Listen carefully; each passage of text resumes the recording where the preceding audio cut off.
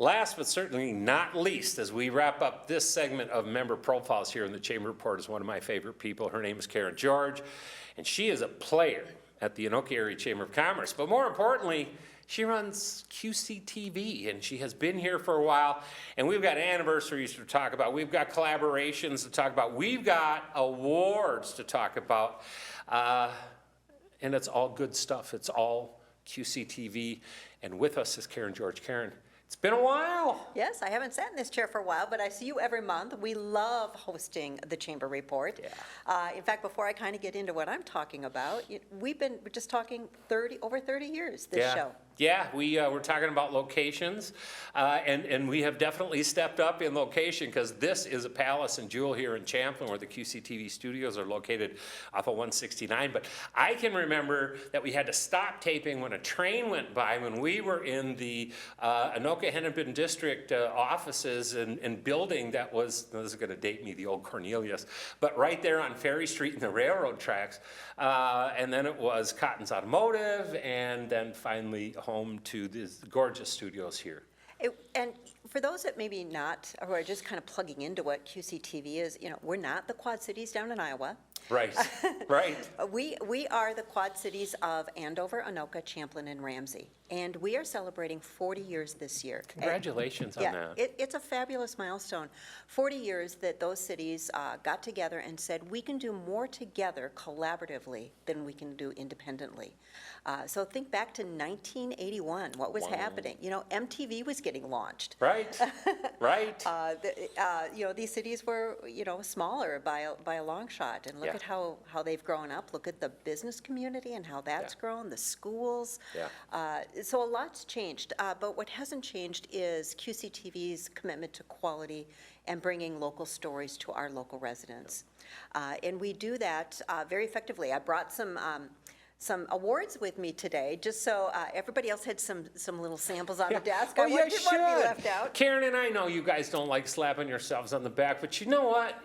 You should be doing that, especially as you start to reflect back on 40 years. But QCTV has always been in the award business. You didn't try to be, but you did because of the programming that you put on. And that's what these things are about. Yeah, and just to highlight, it's the great staff at QCTV. We're a small but mighty staff. We have 10 full-timers and some great part-timers that are out there in the truck shoots in the community. And there's a couple here that I just want to highlight that are really important. There's a plaque here and another trophy here, and those were for overall excellence. That means there are a couple of organizations nationally looked at all of our programming in depth and said, overall, this is a station of excellence. It's just not about doing a football game every once in a while. QCTV has never been just about that. But we do great and sports. You do. Taylor and the crew does great, but that is just one piece, and I'll use the analogy of a pizza.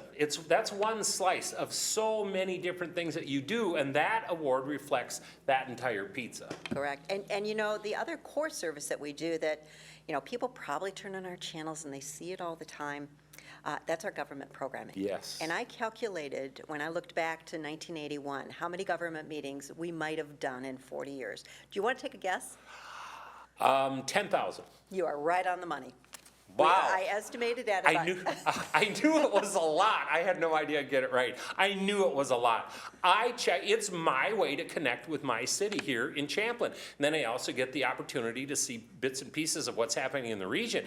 But it's my way to find out what's happening in my town. And to be honest with you, to me, that was the biggest focus of why QCTV started. It was be able to get information out to residents. Am I right or wrong there? You're absolutely right. And the government meetings are a real part of it. But again, think back to 1981 and how things have changed, even just in the last 5 to 10 years with all your different how to consume TV. Yeah. But then in the pandemic, boy, did we learn how to do things differently. Yeah. And so one of the things at QCTV, we always like to reinvent ourselves, and we have now moving into a social media first strategy. Well, what does that mean? Traditional cable TV, our business partner is Comcast, thank you very much. Comcast customers help keep these doors open and these programming options, and you can watch on the channels. If you're a Comcast subscriber in those 4 cities, you can watch channel 15, 16, 18, and 19. And then we did launch a few years ago the HD channels, which are $8.59 and $7.99. And we'll get to the other channels getting HD soon, hopefully. Sure. But, gone are the days of, sitting down at 7 o'clock on Sunday night to watch your favorite program. Right. So QCTV launched a very deep video on demand on our website, which is qctv.org. We have parades going back many years. We have sporting events going back many years, chamber reports going back many years. So we do that. But what about this animal we call social media? Right. I remember you getting on social media. Yeah, not pretty. Still not pretty, but we play because you have to. Yeah, it's an opportunity for people to see your content and these wonderful local stories that our producers tell. So we've been on Facebook, we're on Twitter, we're on LinkedIn, and we're just relaunching our YouTube channel to reach out in that way. And that social media first strategy really worked well during the pandemic. It's a way to reach people. You think of that scrolling feed, people do stop and they do want to see some videos. But if they want the long format, the 1 and 2 hour sporting events or parades or other programming, they can watch it on channel, video on demand. And we are doing some more on the other channels. I'll tell you, and speaking about the sports end, because Karen knows I'm kind of into that. Used to do some play-by-play for QCTV with some of their sports. I had an opportunity to watch an Anoka Tornado Champlain Park football game just yesterday, and in fact, now taping time from when you watch this, but that's an example of, I was like, I wonder if it's on, and it was. And I had an opportunity to watch a Pumpkin Bowl football game featuring 2 of our member cities' high schools going right at it, and Taylor always has done a great job, and so the sports are great. So I tune in from time to time for that. I tune in from time to time for the governmental channel pieces. My wife tunes in to the Chamber Report just to make sure I haven't embarrassed her yet again. Sorry, babe. And I can tell you this, man, I get hit up constantly from people who watch this show. I can remember one time, this is pre-COVID, Brenda and I were coming out of Zion Lutheran Church after one of the services, and this gal came up to me and tugged on my coat and said, hey, I got a question, and grabbed my arm, and we started walking and talking. I have no idea who that woman was, none. Got into the car, Brenda gave me the look, like, who's that? I don't know. She watched the show, and she had a question, and it happens all the time, and I love it. Not so much about the chamber, it's about, she had a question about one of our member businesses and the profiles. That's the whole reason we do the show. When we started this way, way, way back, and now Karen's got me going, so I am going to dig and find out when we started. But I know it's 30 plus, but that's why we did it. Well, mission accomplished. A local person asking questions about a member in their community. It's a win-win. And speaking of community, QCTV, a lot of collaboration in community. I'm glad you brought that up because it is one of our little plaques here. This one was by Impact Services. We have a lot of community organizations come into this studio to give their message. Yep. And we love working with them, and sometimes they give us a nice little plaque that says, we love working with you too. Well, and Impact Services is just one of the many, and they're such rock stars. But again, the idea goes back to the origin of getting information out to the people in the region that QCTV covers, and that's important information. And so how cool, and I'm glad that Impact Services gave you that award. You also do a ton of collaboration with the Chamber. You always have. I love working with the Chamber, and QCTV loves working with the Chamber. We sponsor a lot of things. We certainly have staff members who go out and support things. We do little stories because our business community is important to us. Yep. Well, and Karen, you are a volunteer rock star at the Chamber. You've been so involved with some of our fundraisers, with the Chamber board. You were setting policy. You were directing the ship. I tell people that the board of directors, their skipper, I'm Gilligan, Tammy Flaggar, my administrative assistants, Mary Ann, they tell us what to do. Skipper runs the ship. And Karen took the step to be a part of that crew that ran the Chamber of Commerce in her time. And we won't let her not be involved. So she's always involved with us. And you're there to help. And I'm going to give a prime example of COVID. When COVID hit, the first thing you did, man, I bet COVID wasn't even a word I was aware of for a month. And Karen got a hold of me and said, all right, so this is going to be a struggle for everybody. How can we help? What are ways that we can help? I want you and I, when you're ready, and you might have some ideas about things that we can do to help you, let's talk. And we did. And there were ways that QCTV helped. One of them is this show. This was a way for us to get word out to our membership and to the public, for that matter, on COVID-related issues.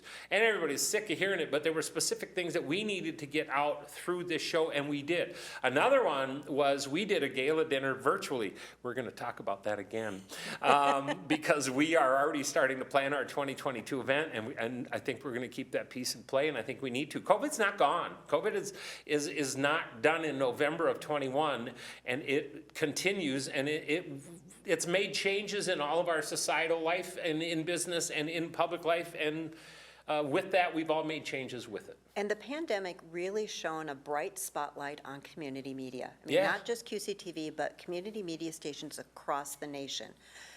Those were the TV stations that stepped up and said, let's do virtual high school graduations. By the way, QCTV did 5. Yeah. Let's do virtual galas. Let's do virtual fundraisers. Yeah. And, you know, I've got some great stories of, you know, that first week wearing masks and trying to stay away from people 6 feet, but still innovate. We still had to bring, you know, 4 and 5 city council meetings to you. Right. You know, we were doing the remote meetings. We were working with our elected officials of how to get them on Zoom, how to get it live, how to get that participation involved. We had some of our staff, you know, crawling around, bringing wires over places, figuring out, can we use Google Hangout to do a live music show, which we did. We partnered with Mick Sterling and did 6 weeks of live music, GB Lighting from his kitchen table. That was hugely popular until the venues figured out, you know, now Crooners is doing live music, right. Streaming it. You know, everybody's doing it now, and it's not going away. Talk about innovating. QCTV jumped in full-blown and said, what can we do and how can we be creative? And that's how you get awards. You get awards because you've got an incredible staff, and I have been blessed to deal. This whole thing right here is not the easiest thing to deal with when it comes to doing some of these type things. You know, I only want green M&Ms. There has to be a jar. No. But I dealt with so many different people here, but the staff here has been phenomenal, whether it be the chamber showers in my time when we were doing sports. You are blessed to have great employees here. You've got some people that have been around a while, which is also a blessing. But you're a blessing that you are here and running this ship. And congratulations, 40th anniversary. How cool. It's been wonderful, and I have to do a shout out to our commissioners. You know, we're a consortium of 4 cities who have been doing this for 40 years. Yeah. You know, think of the legacy of the city council members in 1980, 1981 saying, we're going to jump into this experiment called QCTV.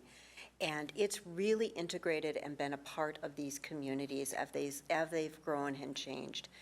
Crazy. And big thanks to our city councils for that leadership, and the commissioners, my 8 commissioners who show up and say, here's the future and where we want you to go. They're great leaders to work with. No question. All right, if anybody wants to learn anything QCTV, where can they get information again? Great. It is at qctv.org is our website. Please go out there and look at some of our past programming. We do a live weekly show called The Post. It's a little news program, runs about 15 minutes. Every Wednesday, 2 p.m. You can watch it live on our website or on our cable channels. Tune in to Facebook and Instagram at Quad Cities TV is the handle. Twitter, it's at QCTV. LinkedIn for sharing stories on small business like the Chamber. And then again, YouTube, you will search QCTV on YouTube, and we ask you to subscribe. And of course, if you have cable TV, we are still out there. Channels are still viable. They are 15, 16, 18, and 19. And if you have the HD box, you'll be tuning into our community programming on channel 859 and our city programming on 799. She's good. She's really good at this. All right, we're taking a break. Karen, thank you. Oh, thank you so much. It's a joy. Look forward to seeing you next month. And and let's do this more often. It's been quite a while, and we try to get her on from time to time. And you know, the office is right down the hall. But the woman is busy, so we will get her sometime in 22 for sure. All right, we're taking a break, and we'll do a quick wrap-up. It has been a full-blown edition here of the Chamber Report, and we'll get into all of that right after this.